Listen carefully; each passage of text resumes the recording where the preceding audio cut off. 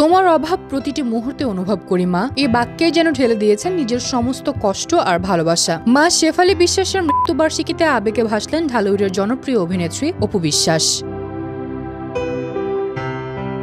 এক ফেসবুক পোস্টে মায়ের সঙ্গে তোলা একটি পুরনো ছবি শেয়ার করে অপু লিখেছেন, আজকের দিনটা আমার কাছে শুধু একটা তারিখ নয়, এক বুক শূন্যতা। ঠিক এই দিনে তোমাকে হারিয়েছিলাম মা। 2016 সালের এই দিনেই রাজধানীর একটি হাসপাতালে শেষ নিঃশ্বাস ত্যাগ করেন শেফালী বিশ্বাস। স্ট্রোকের পর হাসপাতালে ভর্তি করা হয় তাকে। ফুসফুসে পানি জমে অবস্থা দ্রুত খারাপ হতে থাকে। চিকিৎসাধীন অবস্থায় ল্যাবেইড হাসপাতালের আইসিইউতে প্রাণ হারান তিনি। মায়ের মৃত্যু যেন অপুর জীবনের সবচেয়ে বড় ধাক্কা। এই শূন্যতা কোনো কিছুর সঙ্গে তুলনা করা চলে না। প্রতি বছর 18 সেপ্টেম্বর এলেই সামাজিক মাধ্যমে মায়ের স্মৃতিচারণ করেন অপু। এ যেন শুধুই একটি তারিখ নয়, বরং প্রতিবার ফিরে আসে সেই হৃদয় বিদারক ক্ষণ।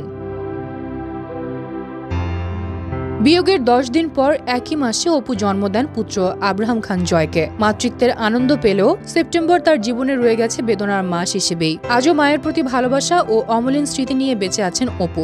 মা নেই, কিন্তু তার অনুভব প্রতিটি নিঃশ্বাসে, প্রতিটি মুহূর্তে।